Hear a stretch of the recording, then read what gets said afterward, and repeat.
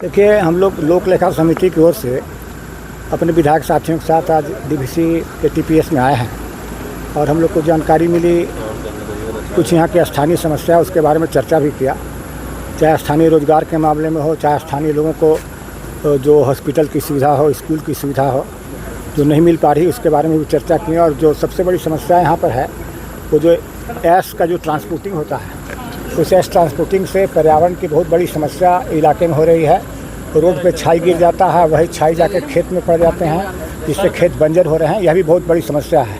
इन सारे विषयों पर हम लोगों ने डीवीसी प्रबंधन का ध्यान आकृष्ट किया और डीवीसी प्रबंधन के एचओपी द्वारा आश्वस्त किया गया कि हम लोग इसका निदान करने का प्रयास करेंगे और हम लोग होपफुल हैं कि डीवीसी प्रबंधन में अपने आश्वासन पर कार्रवाई करेगी।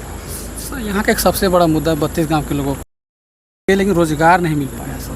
देखिए, निश्चित रूप से सबसे बड़ा मुद्दा है कि रोजगार यहाँ के गांव के लोगों का ज़मीन गया है, उनको रोजगार नहीं मिल पा रहा है। इस पर भी हम लोगों ने चर्चा किया और इन लोगों का जो आश्वासन है कि नहीं, हम यहाँ के लोगों को रोजगार दे रहे हैं और क्रमबद्ध दे रहे हैं।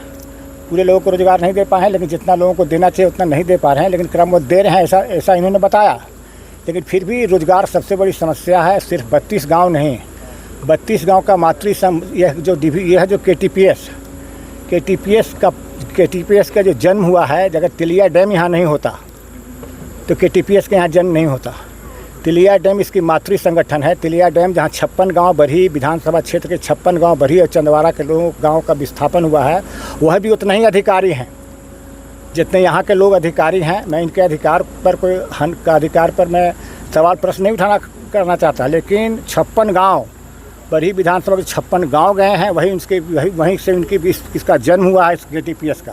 इसलिए उतना ही हक बरही विधानसभा क्षेत्र के 56 गांव का भी है जितना यहाँ के लोगों के 32 या 35 गांव का है। और निश्चित रूप से जिन लोगों जो विस्थापित हैं, जो प्रभावित हैं, जो लैंड लूजर हैं, उनको हर चीज़ में, चाहे रोज़गार का मामला हो, चाहे नौकरी का मामला हो, और यहाँ के जो बेसिक नीड्स हैं, चाहे स्वास्थ्य समस्या हो, स्कूल की समस्या हो, चाहे रोड की समस्या हो, चाहे CSR से, ये सब सारे काम होने चाहिए।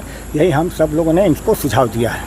CSR का फंड तो सर 5 साल से बंद है सर। ये बंद है, जितना भी है, जो लिमिटेशन हैं इसके बनते या रेगुलेटरी, उनको जैसा कि उन्होंने कहा कि हमको रेगुलेटरी बोर्ड से नहीं मिल पा रहा, लेकिन जो भी व्यवस्था है उस व्यवस्था को और बढ़ाने के लिए हम लोग अनुरोध किए हैं कि आप हायर अथॉरिटी से, चेयरमैन से मांग कीजिए कि CSR का फंड बढ़ाया जाए ताकि यहाँ पर और CSR के माध्यम से सामाजिक कार्य हो सके। डीवीसी वादे करती कि मैं 50,000 का हर महीने दवा बांट देता हूँ। ये जेन्युइन चीज़ है। धरातल पर अगर देखा जाए सर, तो कहीं भी कोई भी 32 गांव नहीं, यहाँ जो हम लोग जहाँ तक देख पाते हैं सर, कहीं इसकी गाड़ी नहीं जाती है। सुविधा मिलती है बहुत कम, रेयरली कभी सर। लेकिन निश्चित रूप से अगर ये दावा करती कि 50,000 का दवा बांटते हैं तो 50,000 का दवा बहुत कम है। मैं नहीं जानता बांटती है कि नहीं बांटती है। अगर ये कह भी रहे हैं कि 50,000 इतने गाँव के लिए एकदम न्यूनतम राशि है, इस राशि को बढ़ना चाहिए और दवा बंटनी चाहिए। विधानसभा की लोक लेखा समिति के सदस्य के रूप में मैं यहाँ पर आज समिति के साथ आया हूँ और कोडरमा जिला के अंतर्गत डीवीसी प्लांट और इसका कई भाग यहाँ पर स्थापित हैं जो इस विद्युत बनने के संबंध को लेकर है। और इसमें जो समस्या आज के जिला स्तर की लोक लेखा समिति की बैठक में सामने आई कि विकास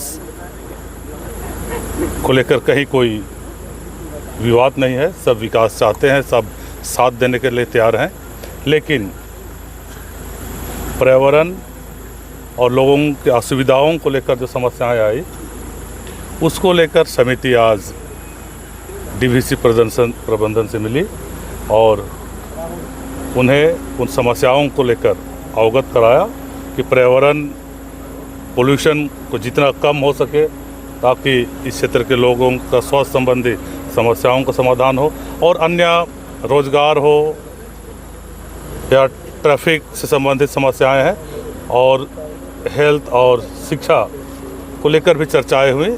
इन सभी चीज़ों पर समिति ने डीवीसी प्रबंधन को निर्देश किया कि इन सभी चीज़ों पर भी गंभीरता से लेते हुए जो भी कमियां हैं, गड़बड़ियां उन्हें सुधार लाए। अगर आश्वासन पूरा तरह से अगर इम्प्लीमेंट नहीं हो तब सर क्या करेंगे आगे?